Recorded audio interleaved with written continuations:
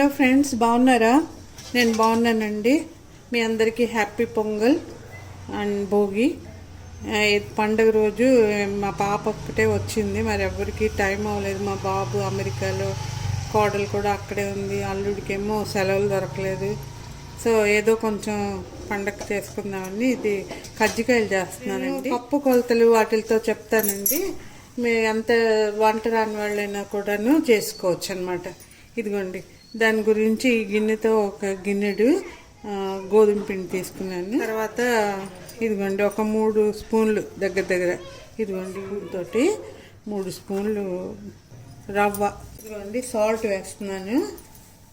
ఇవన్నీ కొంచెం ఇలాగ మిక్స్ చేసేసుకొని నూనె వేస్తున్నానండి. నూనె ఒక 2-3 స్పూన్లు వేసాను. ఇవన్నీ బాగా కలుపుకొని ఈ నూనె అది మొత్తం పిండి అంతా కలుసుకోవాలండి. ఇది అంతా కలిపిన తర్వాత అప్పుడు మనం అంటే మరీ గట్టిగా కాదు, మరీ పలుచగా కాదు, కొంచెం సెమీ సాఫ్ట్గా మనం మిగతా నీళ్లు వేసుకుంటూ ముద్ద కలుపుకోవాలండి. ఇదిగోండి పిండి శుభ్రం కలుపుకున్నాను. ఇది మూత పెట్టి పక్కన ఉంచుకున్నాను.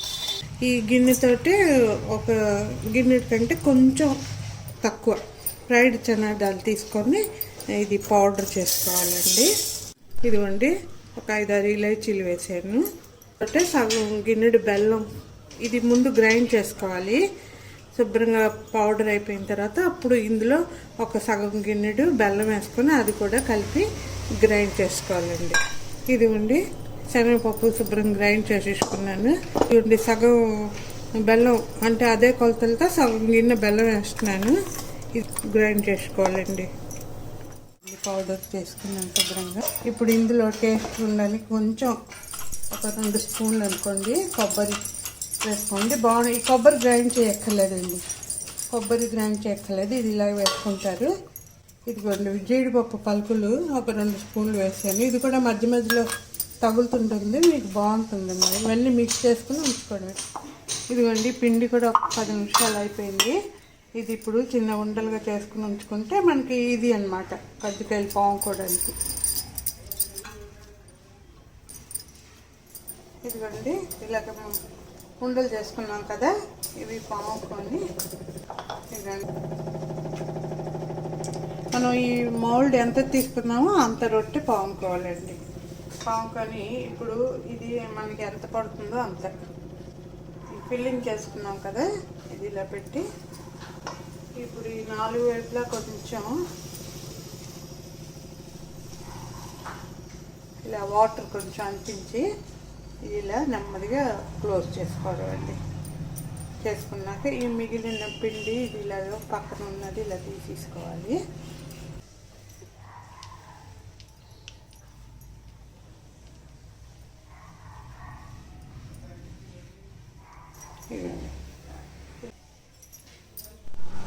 ఇదిగోండి ఆయిల్ కాగిందో లేదో ముందు చూసుకోవాలి. ఇదిగోండి ఆయిల్ కాగింది. ఇవి నెమ్మదిగా మీకు ఆయిల్ ఎంత పడితే ఎన్ని పడితే అన్ని వేసుకోండి. పిండి కలిపి మిగిలింది అనుకోండి కొంచెం, అది కొంచెం పావేసి కాజాలాగా కట్ చేసి వేయించేసుకోవచ్చు. ఒకవేళ పిండి ఇది లోపల ఫిల్లింగ్ మిగిలింది అనుకోండి, అది మళ్ళీ మీరు దానికి కొంచెం పిండి ఇచ్చేసుకోవచ్చు, లేకపోతే పిల్లలు ఎవరైనా ఉంటే ఉత్తిన అలాగైనా తినేస్తారు. ఇదిగోండి ఇవి ఈ కలర్లో వేయించుకుంటే మనకి ఇవి వేడిగా ఉన్నప్పుడు ఈ కలర్ ఉంటాయి కదా, ఇవి వేడిలో అంటే చల్లబడేసరికి అంటే కొంచెం డార్క్ అవుతాయండి. చూసారా కలర్ ఇలా వేయించుకుని ఇలా టిష్యూ పేపర్లో తీసుకుంటే మీకు ఎక్సెస్ ఆయిల్ ఏదైనా ఉంటే పోతుంది.